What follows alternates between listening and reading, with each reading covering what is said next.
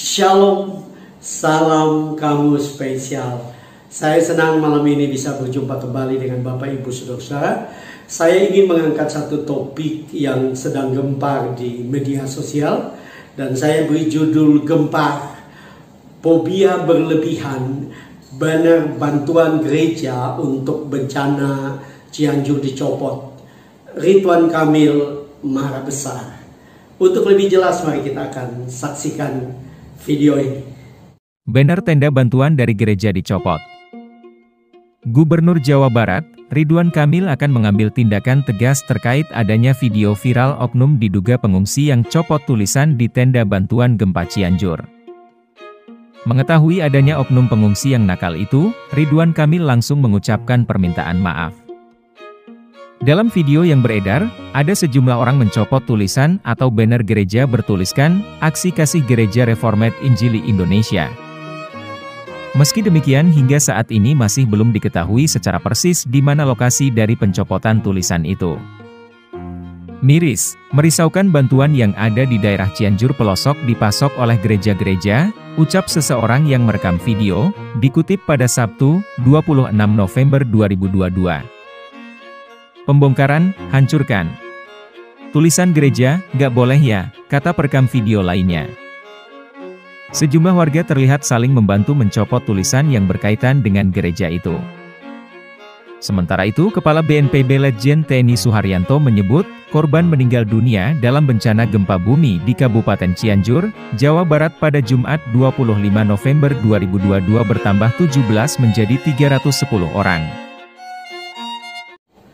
Setelah menyaksikan video tersebut, Bapak Ibu Saudara-saudara, kita harus akui bahwa yang melakukan itu adalah oknum atau ormas tertentu, ya, dan tidak mewakili agama tertentu.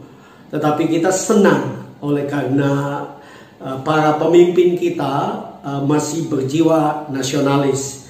Mereka sadar bahwa perbuatan-perbuatan itu adalah perbuatan yang tidak baik, tidak benar, ya.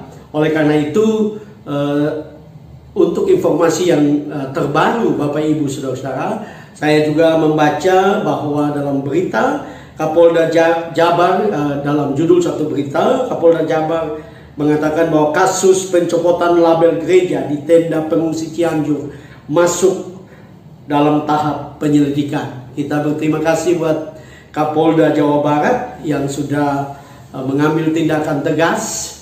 Ya, sekalipun Kapolres Cianjur ya sepertinya mendukung apa yang dilakukan oleh oknum atau ormas tersebut, ya.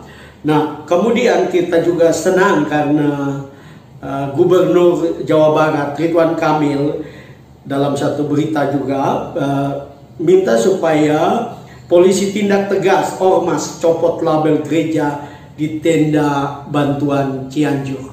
Nah, kita senang sekali bahwa pemimpin-pemimpin di negara ini masih sangat nasionalis. Mereka sangat menghargai satu dengan yang lain. Mereka sangat menghargai bantuan dari kelompok yang satu kepada kelompok yang lain tanpa melihat kepada perbedaan agama. Saya ingat satu ungkapan yang sangat baik sekali, sangat bagus sekali yang pernah saya dengar. Yaitu ungkapannya begini, kita bisa berbeda dalam agama, tetapi kita bisa tetap bersatu dalam kemanusiaan. Ya, nah di bangsa kita, di negara kita, kadang-kadang terjadi bencana di mana-mana. Harusnya orang membantu bukan karena melihat agama, atau orang yang dibantu itu melihat agama. Itu tidak boleh terjadi. Kita harus bersatu. Kita harus bahu-membahu untuk menolong satu dengan yang lain. Nah, oleh sebab itu, saya senang sekali untuk apa yang sedang terjadi di Cianjur dan ini menjadi peringatan keras buat kelompok-kelompok tertentu, kelompok-kelompok radikal yang mau bertindak, yang mau menghalangi bantuan-bantuan seperti ini. Ya, kadang-kadang dalam situasi seperti ini ada tuduhan bahwa orang Kristen melakukan itu untuk kristenisasi, ya. Tetapi kalau kita ingat apa yang pernah terjadi di Aceh waktu bencana tsunami, kita tahu bahwa ada banyak negara Kristen yang memberikan bantuan buat bencana di Aceh. Tetapi pertanyaannya, apakah ada bukti bahwa terjadi kristenisasi di sana? Tidak, ya, tidak terjadi, saudara-saudara. Tidak ada bukti. Bahkan yang paling cukup diingat mungkin adalah Cristiano Ronaldo, pemain Portugal yang mengangkat satu anak korban bencana di Aceh, yaitu Martinus, dan dia tidak pernah menjadikan anak itu menjadi beragama Katolik.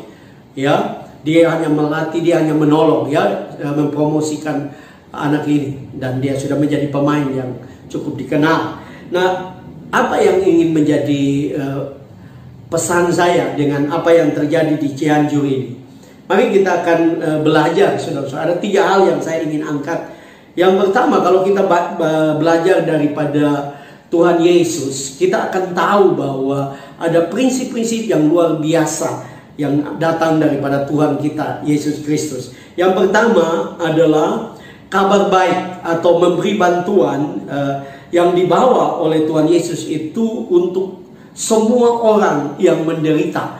Yesus tidak membedakan kelompok, bangsa, suku, agama tertentu. Kita bisa lihat itu di dalam Lukas 4 ayat 18 dan 19. Lukas 4 ayat 18 dan 19 saya akan bacakan.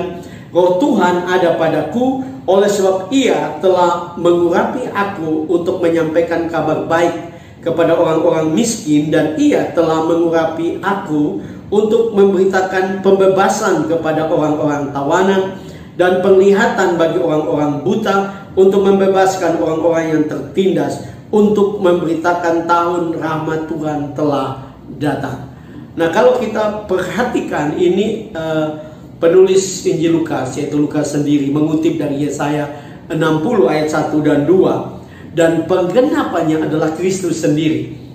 Kristus datang untuk membawa kabar baik buat mereka yang miskin, yang menderita, yang menjadi korban ketidakadilan, korban bencana seperti apa yang terjadi di Cianjur. Jadi itu adalah misi Kristus. Dan kita sebagai orang Kristen juga punya misi yang sama. Kita harus menjadi berkat, kita harus memberi bantuan kepada mereka yang menjadi korban daripada bencana alam. Secara khusus apa yang terjadi di Cianjur. Karena itu adalah inti daripada berita dari Tuhan Yesus. Bahkan di akhir dari ayat ini yang tadi kita baca, untuk memberitakan bahwa tahun rahmat Tuhan telah datang. Ini berbicara tentang tahun anugerah Tuhan. Kedatangan Kristus adalah memberi kabar baik dan merupakan waktu di mana tahun rahmat Tuhan telah datang.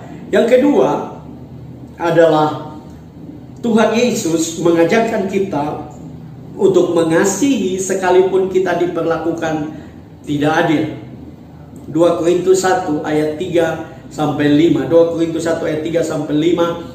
Terpujilah Allah Bapa Tuhan kita Yesus Kristus, Bapa yang penuh belas kasihan dan Allah sumber segala penghiburan, yang menghibur kami dalam segala penderitaan kami, sehingga kami sanggup menghibur mereka yang berada dalam bermacam-macam penderitaan dengan penghiburan yang kami terima sendiri dari Allah. Sebab sama seperti kami mendapat bagian berlimpah-limpah dalam kesengsaraan Kristus, demikian pula oleh Kristus kami menerima penghiburan berlimpah-limpah. Nah, di sini dengan jelas firman Tuhan berkata bahwa saya dan saudara harus terus menjadi kabar baik, menjadi berita yang baik, ya, sekalipun kita diperlakukan tidak adil, ya. Mungkin seperti apa yang terjadi di Cianjur, ya, tenda bantuan gereja untuk korban bencana di Cianjur itu bannernya dicopot, ya, dan jelas ada oknum tertentu, ada kelompok tertentu, tetapi kita tidak boleh membenci mereka. Firman Tuhan mengajak kita untuk kita terus mengasihi mereka, bahkan kita terus memberi penghiburan kepada mereka. Kenapa? Karena sebagai orang Kristen kita menjadi orang yang berbahagia, karena Allah yang menjadi sumber penghiburan sudah menghibur kita. dan kita dapat menghibur orang lain, kita dapat menguatkan orang lain, kita dapat menolong orang lain. Kenapa? Karena itu sesuatu yang penting, ya. Kenapa kita perlu melakukan itu? Saya ingat seorang yang pernah mendapatkan Nobel kemanusiaan, yaitu Mother Teresa. Dia punya slogan yang luar biasa. Dia berusaha, ya, untuk melihat, ya, dia di India, dia memberi makan kepada orang miskin, menolong orang sakit kusta di India. Dan dia punya slogan yang luar biasa adalah, biarlah aku melihat orang India yang miskin dan papa, ya, ada wajah Kristus di dalam mereka. Dan biarlah, yang kedua yang luar biasa adalah, biarlah mereka melihat Kristus di dalam diri saya. Biarlah ini juga menjadi slogan kita, sehingga apabila terjadi bencana seperti apa yang terjadi di Cianjur, biarlah kita melihat mereka ada wajah Kristus. Karena ingat firman Tuhan berkata, apa saja yang kita perbuat buat orang yang paling kecil, kita sudah perbuat bagi Kristus. Tanpa melihat agama, tanpa melihat perbedaan, tanpa melihat suku dan bangsa. Tuhan mau supaya mereka melihat Kristus dalam kehidupan kita.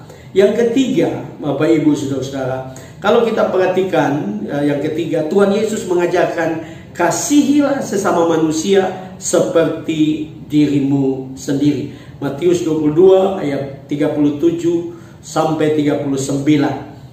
Matius 22 ayat 37 sampai 39. Jawab Yesus kepadanya, kasihilah Tuhan Allahmu dengan segenap hatimu, dengan segenap jiwamu, dan dengan segenap akal budimu. Itulah hukum yang terutama dan yang pertama. Dan hukum yang kedua yang sama dengan itu ialah kasihilah sesama manusia seperti dirimu sendiri.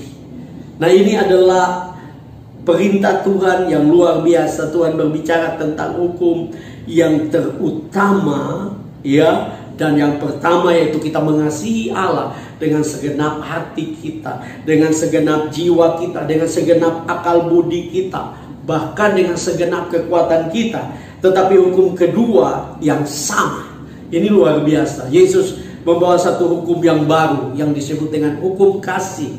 Dan dia mengatakan hukum yang kedua yang sama dengan hukum mengasihi Tuhan adalah mengasihi sesama manusia. Saudara-saudara kita di Cianjur adalah sesama manusia kita. Mereka juga menjadi korban dari bencana alam. Mereka menderita. Mari kita melihat mereka seperti yang firman Tuhan katakan. Mereka adalah sesama manusia yang perlu kita bantu, yang perlu kita tolong, yang perlu untuk kita hibur mereka. Karena itu yang Tuhan mau. Dan Tuhan mau supaya kita lakukan itu. Karena itu mari semua orang Kristen yang ada di Indonesia, bahkan yang ada di luar negeri, yang mungkin mendengar atau menonton video saya, lakukanlah sesuatu untuk membantu saudara-saudara kita yang ada di Cianjur. Jadilah berkat buat mereka. Karena mereka perlu untuk melihat Kristus di dalam diri kita. Kristus membawa hukum yang baru, yaitu hukum kasih.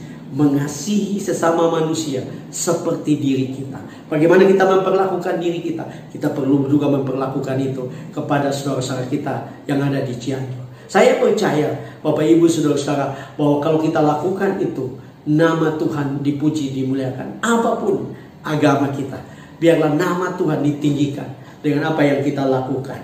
Dan Bapak Ibu Saudara-saudara, apabila Bapak Ibu Saudara-saudara diberkati dengan video ini, jangan lupa like, subscribe, saudara tekan lonceng untuk setiap kali saya upload video saudara mendapatkan notifikasi, saudara memberi komentar yang mendukung, yang menolong, dan juga teristimewa kalau saudara diberkati, saudara bagikan video ini supaya banyak orang diberkati. Saya percaya kita semua diberkati oleh Tuhan.